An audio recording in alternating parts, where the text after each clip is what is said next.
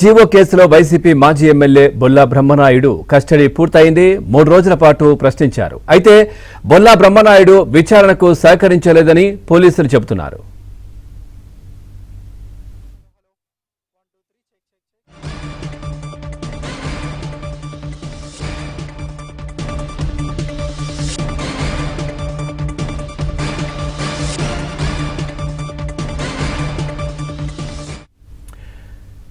Breaking news చూస్తున్నాం. Fake GO కేసులో YCP మాజీ ఎమ్మెల్యే బొల్లా బ్రహ్మనాయుడు కస్టడీ పూర్తయింది. దీనికి సంబంధించి మరింత సమాచారాన్ని మా కరెస్పాండెంట్ మణికంఠ అందిస్తారు. మణికంఠ, పూర్తి డీటెయిల్స్ ఏంటి?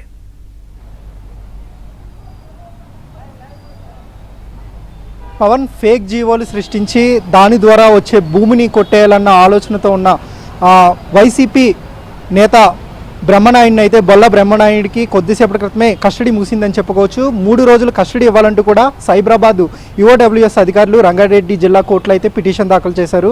ఆ పిటిషన్ పరిగణలోకి తీసుకున్న కోర్టు 3 రోజుల పాటు కస్టడీకి ఇస్తూ అనుమతి అయితే ఇచ్చింది. సో అందుకు అనుగుణంగానే 3 రోజుల పాటు కస్టడీలోకి తీసుకుని బొల్లా బ్రహ్మనాయుడి నుంచి యుఓడబ్ల్యూఎస్ అధికారులు కీలక సమాచారాన్ని రాబట్టినట్లుగా మనకి సమాచారం అందుతుంది. ముఖ్యంగా గండిపేటలోని సర్వే నెంబర్ 18లో సుమారుగా 9 ఎకరాల 18 గుంటల భూమి ఉంది. అయితే ఈ భూమిని కొట్టేయాలన్న ఆలోచనతో బొల్లా బ్రహ్మనాయుడు ప్రధాన ఆర్గనైజేషన్ లీడర్గా ఉంటూ పలు రెవెన్యూ డాక్యుమెంట్లను సృష్టించడమే కాకుండా తప్పుడు జీవోలను సృష్టించాడు. మొత్తం 5 జీవోలను సృష్టించడమే కాకుండా ఆ డబ్బుల ద్వారా అనేక ఆర్థిక లావాదేవీలు కూడా జరిగినట్లుగా ప్రస్తుతం యుఓడబ్ల్యూఎస్ అధికారులు అయితే కస్టడీలో గుర్తించారు. సుమారుగా 12 కోట్ల రూపాయలు మేర డబ్బులు ఇవంతా కూడా ప్లాన్ చేసినట్లు తెలిసింది. అందులో 1,25,00,000 రూపాయలు బొల్లా బ్రహ్మనాయుడు అకౌంట్ నుంచే ఇతర వ్యక్తులకు వెళ్ళినట్లుగా కూడా తెలిసింది. దానికి సంబంధించిన ఆధారాలను కూడా బొల్లా బ్రహ్మనాయుడు ఎదుటి ఉంచి ప్రస్తుతం పోలీసులు అయితే కస్టడీలో వివరాలు రాబట్టినట్లుగా కూడా తెలిసింది. అసలు ఈ భూమిని కొట్టేయాలనే ఆలోచన ఎవరికి వచ్చింది, అలాగే ఇందులో మొత్తం ఎంతమంది ఉన్నారనే దానిపై కూడా ప్రస్తుతం అతని నుంచి వివరాలు అయితే రాబట్టారు.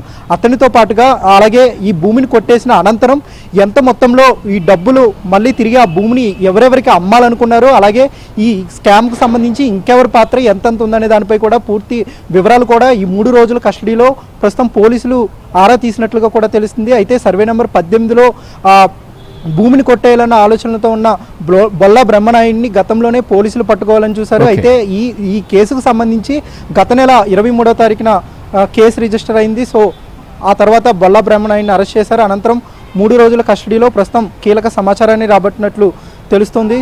Pawan, right, thank you Manikanta, thanks for the updates.